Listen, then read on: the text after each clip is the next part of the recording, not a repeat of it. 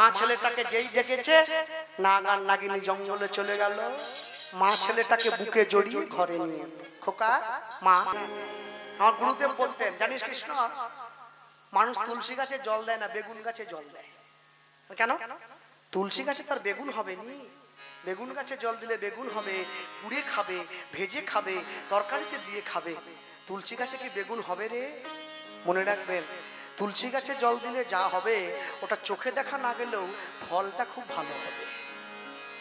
হ্যাঁ ভক্তমণ্ডলী, ভক্তিমতী মায়েরা, সাপে যদি এইখানে কাটে এখানে বাঁধ দেওয়া হয়, পায়ে কাটলে একটু উপরে বাঁধা দেওয়া যায়। কি সাপ যদি কপালে কাটে কোথা বাঁধবে? গলা? তো রুগী এমনি মরে যাবে। টেসে দিলে, টেসে দিলে রুগী ফেসে যাবে। হ্যাঁ বলে সাপ কেটেছে মাথায়, তাগা বাঁধবো কোথায়? মনে রাখবে, মানুষের জীবনে দুর্ভাগ্যরূপী সাপটা ঠিক কপালের এই জায়গাতে কেটেছে। কেন? লোকে বলে আমাদের নাকে কাজ না নিঃশ্বাসে কাজ। এ বাজে কথা।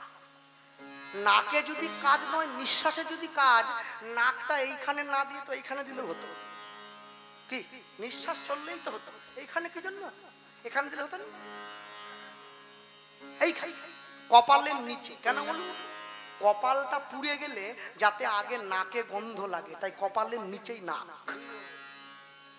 কিন্তু কপাল পোড়ার গন্ধ যে পায়নি তার মতো অভাগা পৃথিবীতে কেউ নাই। মনে রাখবে, পৃথিবীর মাটিতে দাঁড় মানুষ সর্বক্ষেত্রে সর্বসময় আপনি যাই করুন না কেন, রামকৃষ্ণ পরমহংসদেব বললেন, আমি যতদিন বাঁচি ততদিন শিখি। আপনাকে শিক্ষিতার মনোভাব রাখতে হবে। চৈতন্য মহাপ্রভু বললেন, যে বলে আমি সব জানি, প্রভু কহে তারে আমি ক্ষমা মানি। রবীন্দ্রনাথ ঠাকুরের ছবি দেওয়া রয়েছে, তিনি বলছেন, বিপুলায় পৃথিবীর কতটুকু আমি জানি, দিকে দিকে কত নগর, কত না প্রান্তর, কত না মরুভূমি, আমি কিছুই জানি না। হ্যাঁ হ্যাঁ ভক্তমণ্ডলী, ভক্তিমতী মায়ের সবসময় মনে রাখবেন, পৃথিবীতে তুমি যাকে নিয়ে এত চিন্তা করছো, যাকে এত ভালোবাসো, যাকে এত আঁকড়ে ধরেছো, সে কি তোমায় ভালোবাসে? বাসে না। হ্যাঁ শরৎচন্দ্র চট্টোপাধ্যায়ের কথাই যদি বলি, তুমি যে ভালোবাসা সংসারকে বেসেছ, সেই ভালোবাসার 10 ভাগের 1 ভাগ যদি গোবিন্দকে বাসতে পারতে, ভগবান তোমার ঘরে এসে দাঁড়াতো। তাই আমি কবির ভাষায় বলবো, তুমি যার জন্য মর ভেবে, ভাবো সে কি তোমার সঙ্গে যাবে। তুমি যার জন্য মর ভেবে, সে কি তোমার সঙ্গে যাবে। তুমি যার জন্য মর ভেবে, মা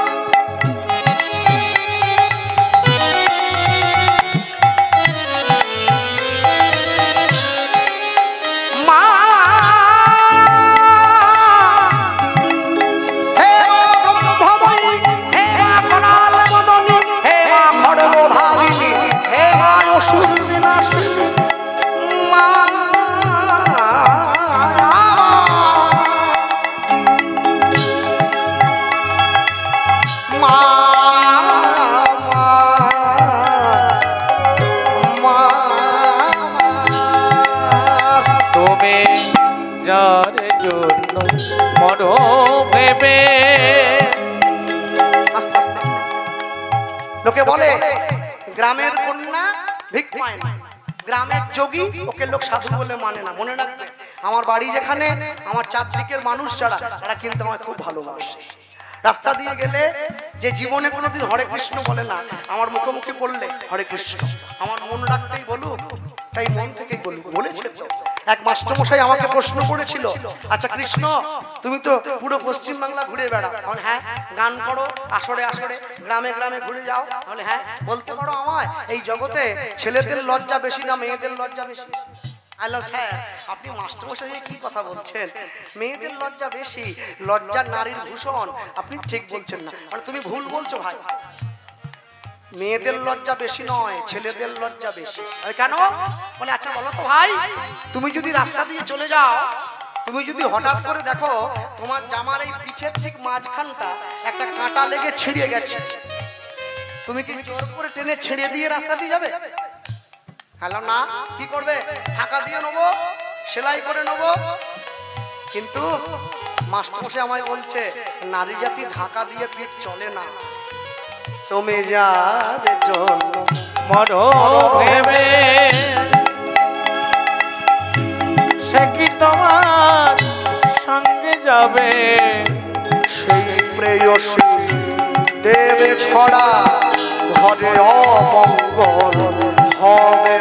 ওগো সেই প্রিয় সে দেবে ছড়া ঘরে অমঙ্গল হবে বলে। এই কথাটা যেটা বললাম আসরে বলার পর এই যে আমার যে ডান দিকে বাজাচ্ছে সুরজিৎ দা, ও খুব সুন্দর খোল বাজায়। হ্যাঁ, বুঝতে পারছেন সকলে।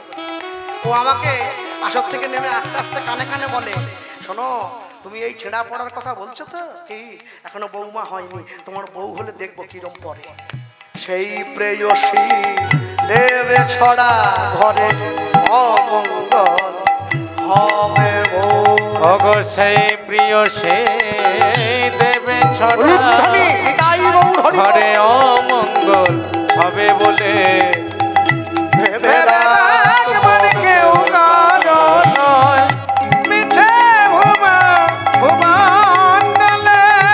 ভুলো না দক্ষিণা কালী বদ্ধ হয়ে মায়া জালে।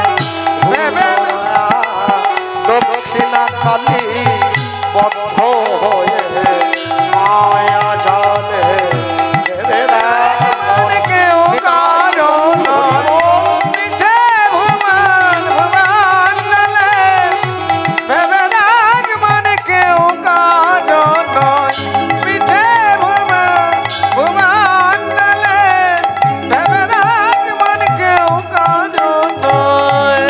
দিন দুই দিনের জন্যে ভবে তোমায় করলা বলে সবাই মানে। ভগদিন দুই দিনের জন্যে ভাবে কর্তা বলে সবাই মনে। দিন দুই দিনের জন্য ভবে তোমায় করলা বলে সবাই মানে। দিন দুই দিনের জন্যে ভাবে। মনে রাখবেন, যিনি আমার সঙ্গে বসে করতাল বাজাচ্ছেন উনি আমার গুরুদেব, ওনার কাছে আমি কীর্তন শিখি। এই পিছন দিকে বসে আছে। কীর্তন জগতে যারা দীর্ঘদিন ধরে ওনাকে দেখছেন তারা জানেন উনি শুধু আমার গুরুদেব নয়, এই সারা বাংলার যিনি মহিলা কীর্তন সম্রাজ্ঞী মাননীয়া শ্রীমতী চৈতালি চট্টরাজ মহাশয়, উনি তারও গুরুদেব। তাকে 15 বছর রেখে কীর্তন শিখিয়েছেন বাড়িতে। উনি আমায় একটা কথা বলতেন, বলে জানো গোপাল মনে রেখো কীর্তনকে শুধু পেশা হিসাবে নেবে না, মাঝে মাঝে নেশা হিসাবেও নেবে। দিন দুই দিনের জন্যে ভাবে তোমায় তা বলে সবাই মনে। সেই মর্যাদে দেবে ফেলে কালা কালে মর্যাদে। ওগো সেই কর্তারে দেবে ফেলে কালা কালে কর্তা এলে। ভেবে না মন কেউ কারো নয় মিছে ভুবনে ভেবে রাখ মন কেউ কারো নয়। ভুলো না দক্ষিণা কালী বদ্ধ হয়ে মায়া জাল। ভুলো না দক্ষিণা কালী বদ্ধ হয়ে মায়া জালে। ভেবে রাখ মন কেউ তাই হরি হরি বল। মিছে ভুবনে ভেবে রাখ মন কেউ কারো নয়। প্রথম বারেতে জাল জলেতে ফেলিল, জলেতে ফেলিল চন্দন মাকা তুলসী পত্র জালেতে উঠিল। জলেতে উঠিল দ্বিতীয় বারেতে জাল জলেতে ফেলিল, জলেতে ফেলিল শঙ্খ ঘণ্টা পঞ্চ প্রদীপ জালেতে উঠিল। জলেতে উঠিল তৃতীয় বারেতে জাল জলেতে ফেলিল, জলেতে ফেলিল চার খণ্ড ইটের টুকরো জালেতে উঠিল। জলেতে উঠিল তিনবারের বার জাল ফেলে 4টে ইটের টুকরো পেয়েছে, শ্যাওলা পড়ে গেছে। বাড়িতে গিয়ে বাবাকে বলছে, বাবা ইটের টুকরোগুলো ভালো করে ধুয়ে একটা তুলসী মঞ্চ বানিয়ে দাও, আমি প্রত্যেকদিন তুলসীতে জল দেবো। বাবা সেই তুলসী মঞ্চ বানাবে বলে ইটের টুকরোগুলো নিয়ে গিয়ে যেই পুকুরের জলে ধোয়ার জন্য ঘষা দিয়েছে, তাকিয়ে দেখছে এগুলো একটা ইটের টুকরো না, একটা সোনার টুকরো পেয়েছে আমার ছেলে। ওই যে ভগবান কথা দিয়েছিল তোমার ছেলে রাজা হবে, সেই স্বর্ণখণ্ড একটু একটু করে ভেঙে বাজারে বিক্রি করে বাঁকুড়া জেলায় তৈরি হলো মদন মোহনের মন্দির। গোপাল সিংহ রাজা হলো, কিন্তু মন্দির হলো, মন্দিরে ভগবান কোথায়? ভগবান না হলে তো মন্দির সম্পূর্ণ হবে না।